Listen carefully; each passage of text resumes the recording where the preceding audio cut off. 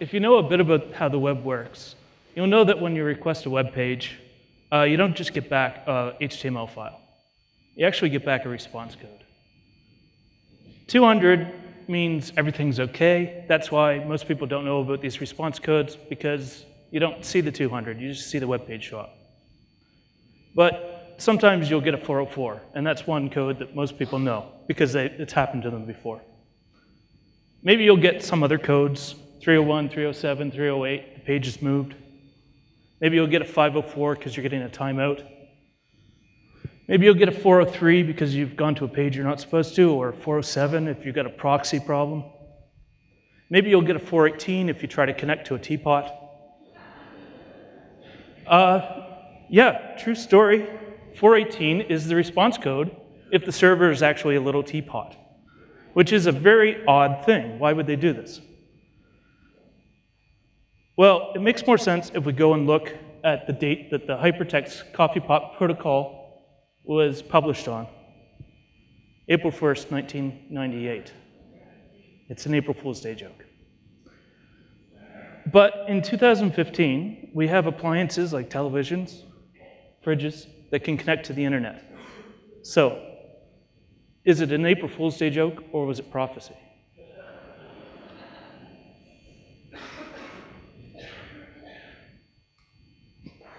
So my name's Scott. I'm incredibly nervous right now, so please bear with me. I'm a...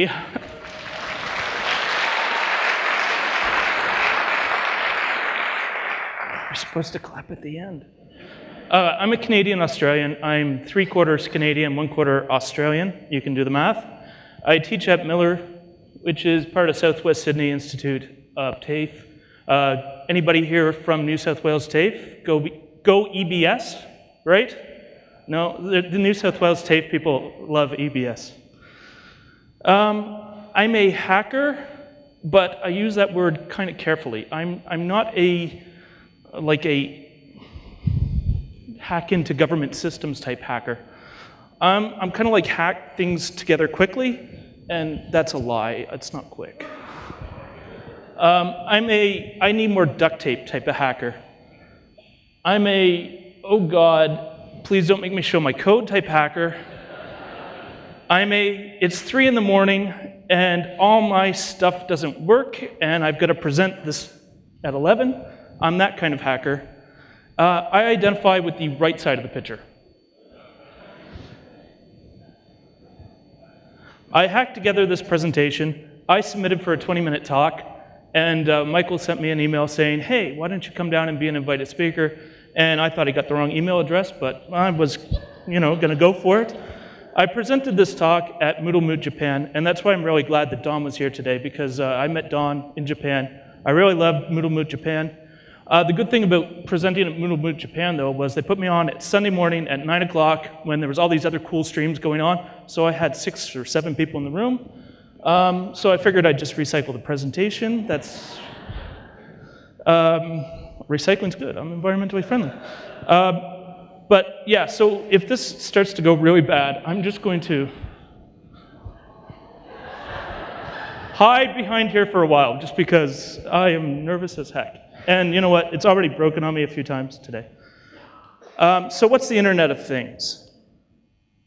So the Internet of Things, if we check the dictionary, Huntley's Consolidated Dictionary, it's a noun, it's a thing connected to the internet, very useless definition. Sales type people, like Cisco type people these days, they're trying to promote the Internet of Everything because that sounds more professional. And they talk about it like smart cities, smart buildings, smart homes, all that stuff. You're going to walk through the door of your house, and your fridge will tell you you have kidney stones, and it will order the right thing, all this sort of stuff. So it's all in the future, so nobody really cares, right? And that's what I think of when I think of that sort of idea of the future. This whole meme of, why don't we have flying cars yet? Well, the thing is, it is the future. It's taken us a while. It crept up on us. We didn't realize that it's the future, and it's the future now. I say this because one day I was pumping gas. That's a North American expression. I was filling up my tank at the Bowser, and I'm there at Woolies Caltex, and I look around, and there's screens everywhere. There's television screens. And I'm like, when did this happen? That I look around and there's not just 1 or 2 television screens, there's like a full 24 television screens. You know, if it was a cloudy day and I did have a flying car, this is Blade Runner. It's the future. So I reject that idea that Internet of Things is something coming in the future. It's the future now. And anybody here have an Internet of Thing device on them? Yeah, a few people. You should all raise your hands. You're all liars if you didn't raise. You all have an Internet of Thing. Yesterday, Kimberly was showing me her Apple Watch, smartwatch. I don't know what it's called. That's an Internet of Thing device. Over here, I've got a Fitbit tracker. That's an Internet of Thing device. You all have them. I know you do. You all have phones. You all have things that connect to the internet. So, I went too fast. So I kind of define it as cool things that I could make right now using a microcontroller board. So what's a microcontroller board? I don't know. But the one that I work with is called Arduino. And Arduino, I think, is a really cool device. It's developed by some Italian guys. Actually, there's a really cool civil war going on in the Arduino world right now. So if you're into inside baseball, go read up about what's happening to Arduino. It's open source hardware. We all like open source, or at least we should, because we're here for an open source product, Moodle, right? But the idea behind that is anybody can make Arduino compatible devices. And they're often used in do-it-yourself devices or projects.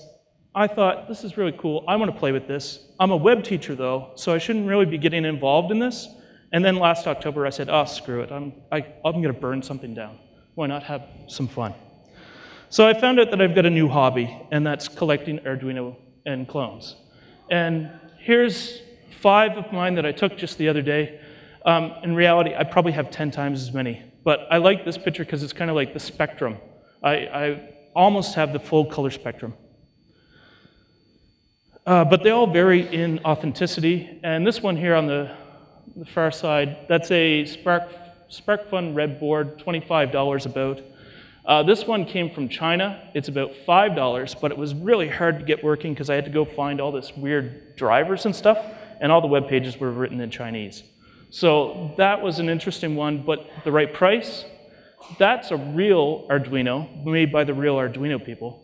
And this one next to it is a knockoff. It's a fake. They actually make it to make it look like the real ones. So you'll buy that one. I knew, though, I only paid 15 or so for it, and I knew that can't be real. And this really cool one here is a Metro by Adafruit. I'm a big fan of Adafruit. So what kind of things can you do with an Arduino? All kinds of cool things. So let's build a countdown timer using cool retro Nixie tubes. And I'm actually going to try to do this today here for us. But I got some Nixie tubes in the mail the other day, and I only got them like a week ago. And I was like, I've got to build this for Moodle Moot.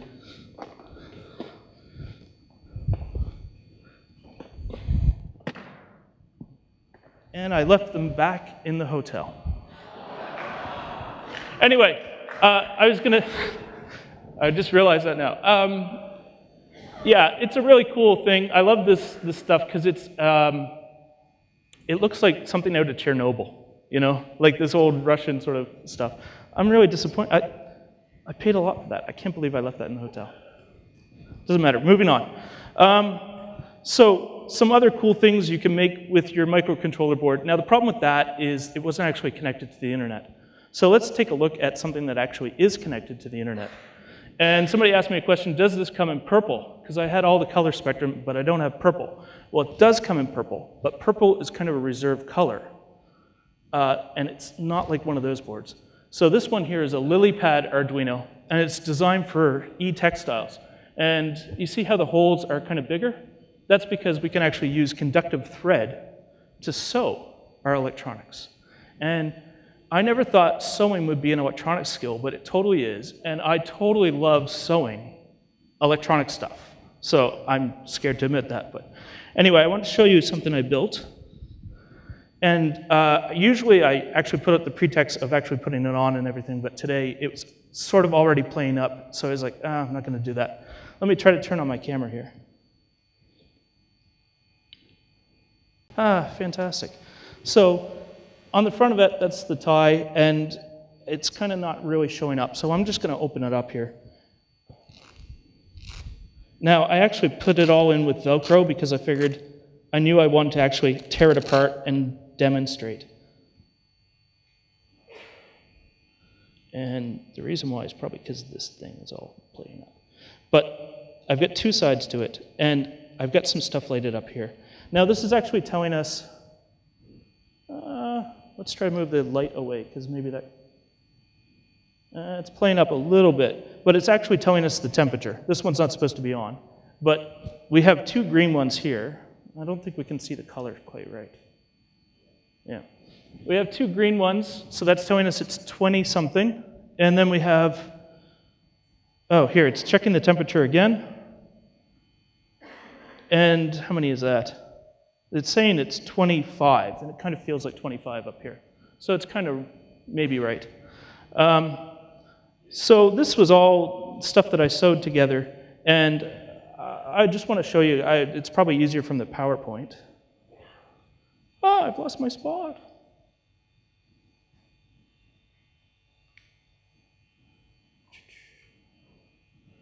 So this was my first sort of IoT device that I built together. And it's just kind of figuring out the temperature and displaying it through a bunch of LEDs on that circle that I showed you. And when I first got that circle to turn around and change colors, I was so excited. It took me a while, but I was like dancing for joy just watching this thing turn all these colors.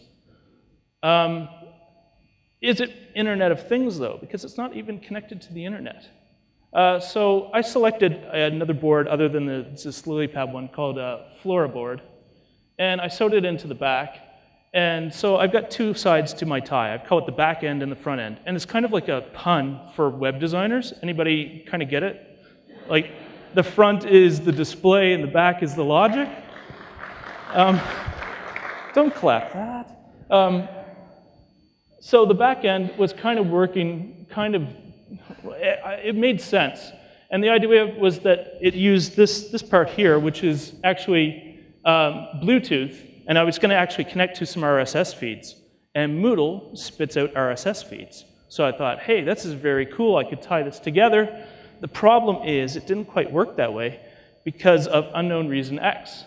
And I can't figure out really what unknown reason X is. I suspect those lights are taking up too much current, and that means the Bluetooth keeps turning off. So I made it so it's easily, you can take it apart. Oh, I'm showing you on the camera. You don't have the camera up. You can easily take it apart so it's modular. So I was really smart to do that because I just decided if that back end wasn't working, why don't I just put in a new back end? And that's what I actually took to Japan. Now, I was a little bit nervous because I didn't actually have it connected to the internet, but I thought maybe it would be all fancy and dazzle people anyway. And then just before I went, I'll go through this really quick, but I had a real tragedy like 3 days before I flew out because my board actually broke, and that day was a really awful day. Last night was pretty awful too.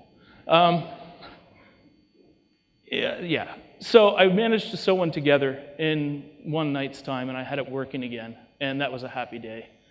And it turned out I actually had the answer that I was looking for sitting in my toolbox all along. This board that I had purchased off of a Kickstarter or something like that actually has Bluetooth built in. It's got a thermometer built in, or a temperature sensor, I mean, built in. It's got all these wonderful things built into it. And I had it sitting there, and I was like trying to hack all these things together. So what I did was, when I came back to Sydney, I had another meetup. I wanted to demonstrate it, so I quickly swapped out, and the current back end that we have now is,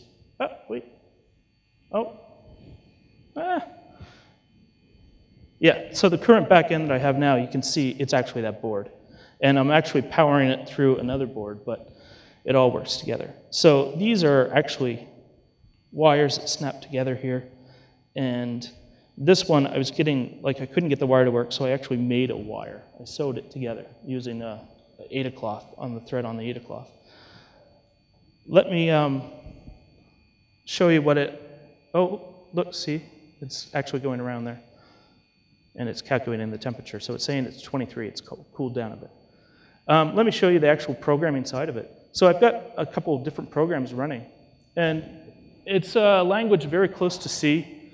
So for instance, this one turns the tie off, this one does the weather. I've got another one here. No, not that. I'm not going to find it in time, am I?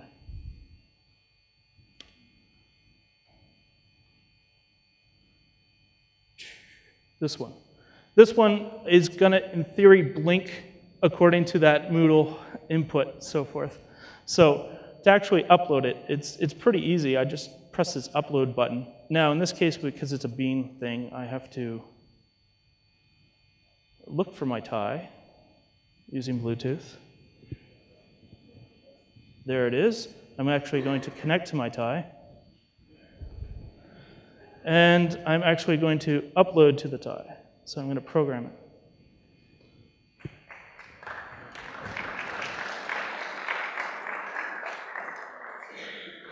And this shouldn't take too long. In the meantime, I wasn't going to show you this. I don't know any Python, but I've been able to hack together enough Python that I could run a program. So I'm going to run a program, and it's actually going to keep checking an RSS feed. Now, I'm going to go to my Moodle account. What is this thing beeping for? Oh, failed. Go away. We'll try that again. In the meantime, I'm going to go to my Moodle feed, which is somewhere in here. Yes. And I've got a forum, and I've just got a little post here, and I actually can connect to another post or create another post and everything. So I'm going to, do I want to delete this? No, cancel. Don't tell me it failed. Oh, you. All right, let me just try this. Close that. Open up Bean Loader. Bean Loader. Yeah, demos, that's a great idea, isn't it? Okay, let me refresh.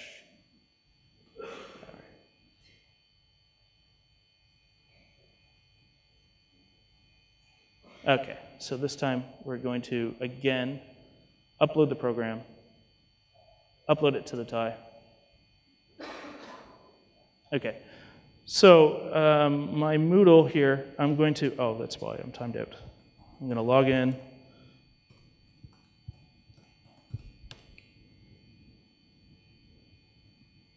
I'll probably get the password wrong, but that's okay. No.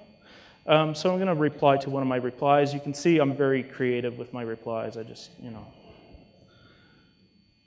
Yes, so we are testing tests. Yes, okay, that's fine. Post that to my forum. Successful, yes. I'm running the Python script. Yes, connect, Python. So what should be happening is the Python will actually check, the Python script will actually check the RSS feed, and it should come up with, oh, it's not going to unless I do this. Serial device, yes. So what it should be doing is it should be checking the feed to see if there's any new posts. And if there's a new one, it's going to flash it up. I think that just because I'm conscious of the time, I might actually fake it.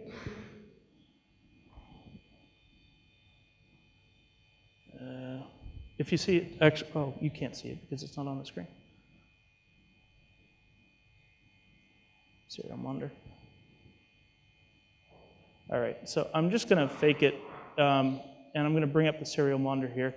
And if I just type in a letter like R, it's going to flash up R. So do I have them both on the same screen? Probably not. This was really clever of you, wasn't it, Scott?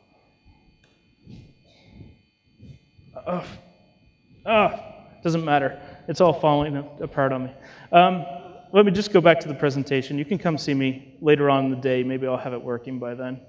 The point of this isn't the tie, it isn't these toys. And I can bring out all kinds of toys and show you all the things. I'm still doing fine for time. I'll bring out some of the toys. But the point of what I wanted to do today was to sort of get us thinking in terms of how can we use these devices and how can we change the way we do e-learning with them.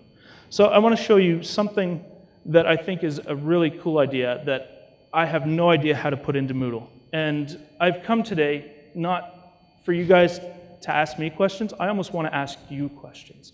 How do I do these things? And what are we going to do? How are we going to build this together? How are we going to incorporate Internet of Things into the way we teach e-learning, teach our classes? So anyway, I want to show you these things.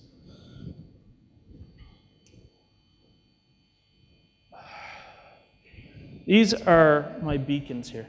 So these are iBeacons, and what I think is really cool about these is they're location-aware sort of devices. They're going to spit out a location. So on my phone,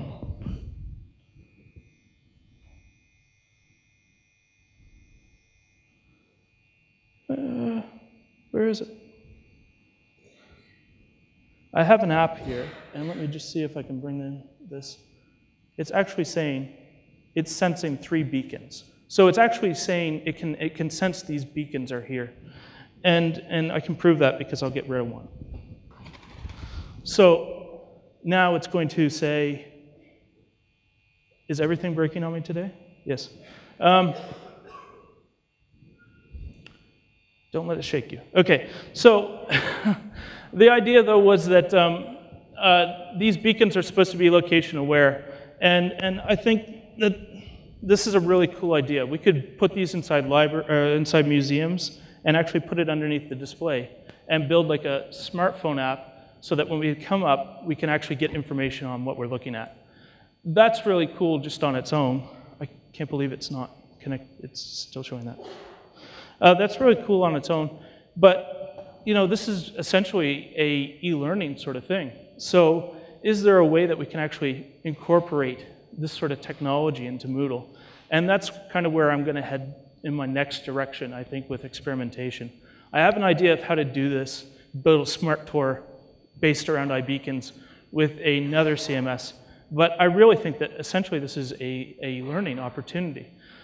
So if you think about all the different places where you can actually incorporate a lesson and actually being in front of a physical object or at a certain location. I mean, I'm thinking of at the University of Wollongong, they actually have a tree walk on campus. So as you walk around, you can see the different types of trees. You could actually build lessons inside Moodle based on that. As you get close to this tree, you know, different activities are going to show up inside Moodle. I think that's a really cool idea, which is one that I want to explore in the future. And I put that on the wishing tree, like you guys told me to earlier. So now, I know what a lot of people are thinking. All this electronic stuff, apparently it's really buggy because it's totally screwed up my presentation today. How do I actually do this? I can't do that. I wanted to show you this thing. So this is a Little Bits Cloud Starter Kit. And this is like, you can actually build Internet of Things just using it's almost like a Lego system. So I only have a few pieces in here today. But that's the actual control for the power for it. But I don't know if I'll plug it in. But that's the power module. And then we can just take other modules and snap them in. So this one's just a button. And when I press the button, something can happen. And this is a cloud module here. So that's going to connect to Wi-Fi, if I get it the right way around. And this one is actually like an output. So in this case, it's going to display a light. And it all snaps together. You might have noticed that it's magnetic and it actually pulled itself together. So it's a really cool thing. And I'm just conscious of the time. I don't think I'm going to have time to turn it on. But what I love about this is it actually connects to another idea. They actually have an IFT recipe. So IFT, I think, is kind of one of the missing pieces in the Internet of Things, in that it actually ties together all these sort of little devices and stuff that you buy online. And some of you probably already have some of these channels, you just don't know it. So inside this, there's all these ways that we can actually take our Android phones or our iPhones and actually connect them up to things And the way it works, I'll build a recipe. I'll show you the little bits one here. They have actually pre-built into it a bunch of recipes. Connect, hello?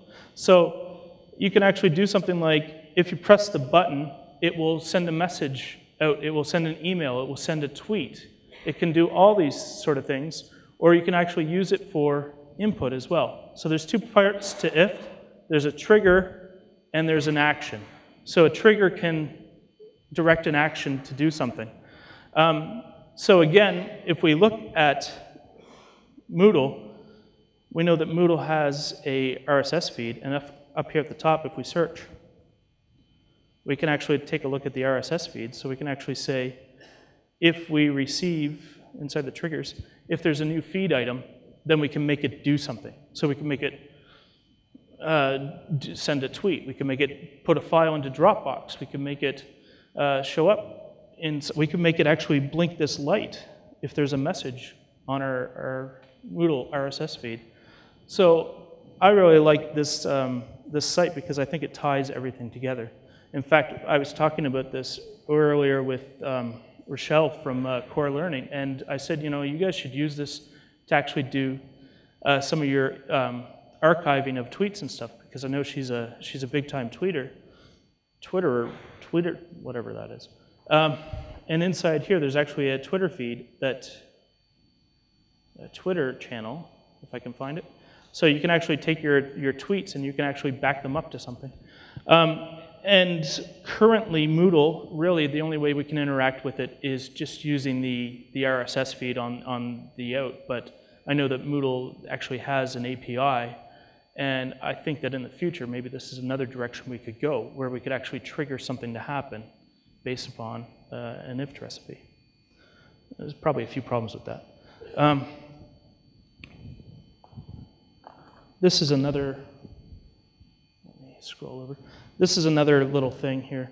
Now this is, you probably get those spam all the time about, you know, buy these tags and you can make your beep and everything like that. I actually bought one. You're not supposed to do that, but the cool thing about it is it will actually do the temperature and everything like that too. So I think this one's going to be a quick one to set up, so. Let me just plug it in.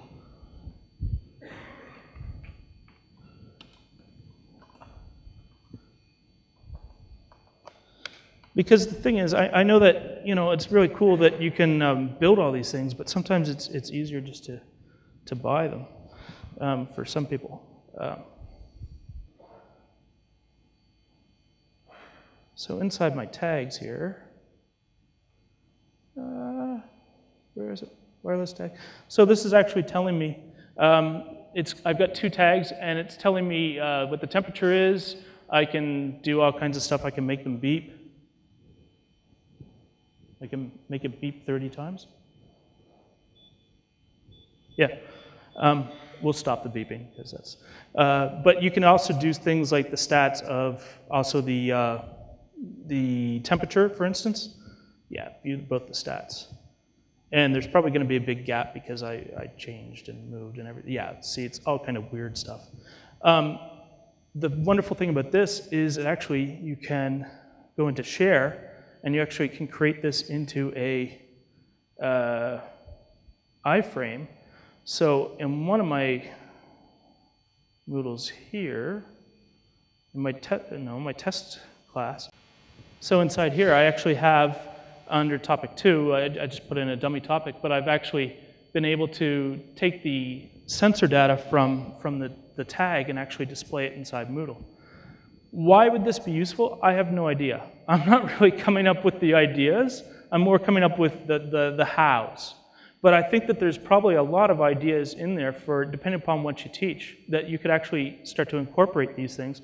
And as the APIs get better, and as the integration gets better, it's going to be better and better sort of thing.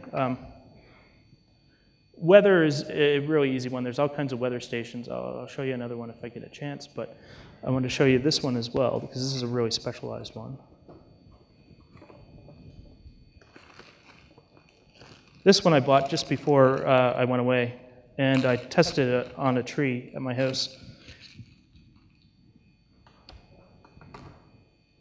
So this thing here is actually, it senses a plant's sunlight, it senses the temperature, it senses a plant's moisture level of the soil, because it's actually, see, it's got these prongs in there, so it can sense all this stuff from the actual soil.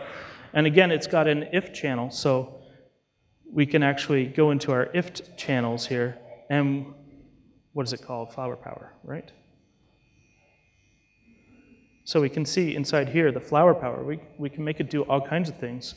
So I could say, if there's a temperature problem, if there's a moisture alert, I could make it do any of the outputs, so I can make it tweet me if I need to water my plant. And I think that's a really cool thing. That was off the shelf, $70, and I'm all set. So I think that you could almost, if you're teaching like horticulture or agriculture or floristry, you could potentially incorporate that into your class. I've got so much stuff, and I'm looking at the time there. We're already at 4 minutes left. Is there anything else quick I can show? No. I brought way too much stuff, and I didn't have the time. But I think that this is a really exciting field. And I really think, you know, I'm up here speaking about it. I only started in October. This is something that I'm not a very clever guy. I'm not a very good at this hardware stuff. You can all get out there, and you can all do this yourself. And in fact, there's a guy in the audience, Darcy, and he really shook my confidence yesterday because he was like, oh, you're doing the IoT stuff. I brew beer, and I want to know how I can hook it up online. And he started to talk to me about his Arduino setup, and I'm just like, oh, you should be up there speaking. So when I was at Japan, on the side of the university, I saw this poster, and I had to take a picture and incorporate it. Keep innovating. And I thought, yeah, that's it. That's what we all have to do. And I'm sure that message was for the students, but I felt it as one of the Moodle moot goers. We have to keep innovating. And the good news is, if you're here today, you're one of the innovators, right? We're here, we're using Moodle, we're using this open source software. We're looking at this and we're saying, there's got to be a different way to teach. And we're doing that. We're innovating. But I also like this idea too. Together we grow Moodle. And I'm going to take advantage of the Hacker Day, and really, because I've got a whole lot of stuff that didn't work. So I'm going to go and I'm going to be like, hey guys, help me out, help me make it work.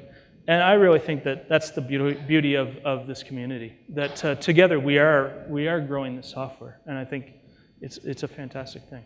So that's pretty much all I get to say.